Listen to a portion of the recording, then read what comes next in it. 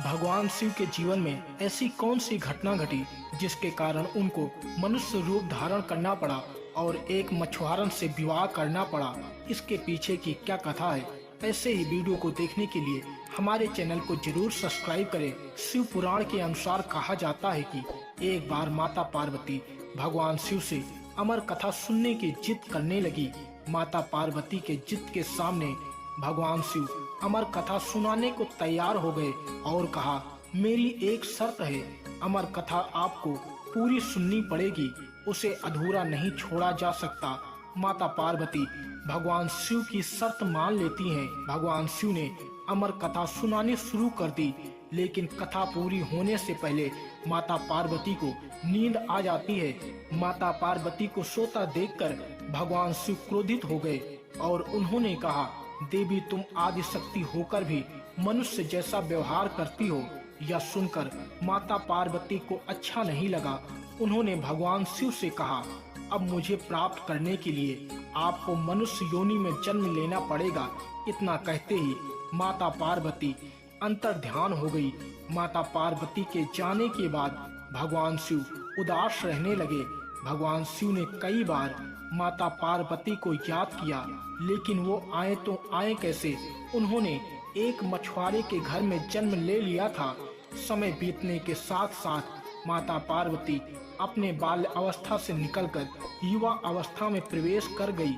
उनकी सुंदरता और बहादुरी के चर्चे दूर दूर तक फैलने लगे। इधर सभी देवी देवता माता पार्वती और भगवान शिव को एक दूसरे से अलग देखकर वो परेशान रहने लगे। सभी देवता भगवान शिव के पास गए और कहा, प्रभु आप माता पार्वती को वापस ले आए।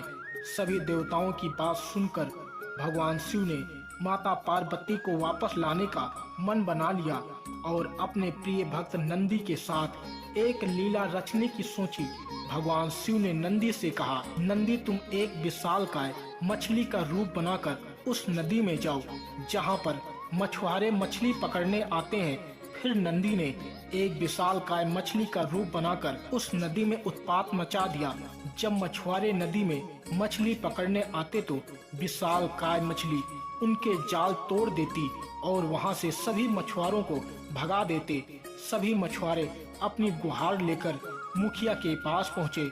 मुखिया ने सबकी बात ध्यान से सुनी और पूरे गांव में ऐलान करवा दिया, जो कोई भी उस मछली को पकड़कर मेरे सामने लाएगा, मैं उसका विवाह अपनी पुत्री के साथ कर दूंगा। इतना सुनने के बाद सभी नौजवान मछली पकड़ने में लग गए, लेकिन सभी लोग नंदी महाराज को पकड़ने में असफल रहे।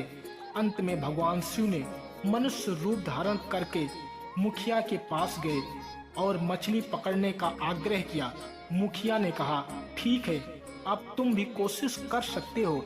जैसे ही मनुष्य रूप धारण किए हुए भगवान शिव नदी के पास पहुँचे, नंदी महाराज समझ गए ये ही मेरे इष्ट प्रभु भगवान शिव हैं। उन्हें देखते ही नंदी महाराज ने भगवान शिव के सामने खुद को समर्पित कर दिया।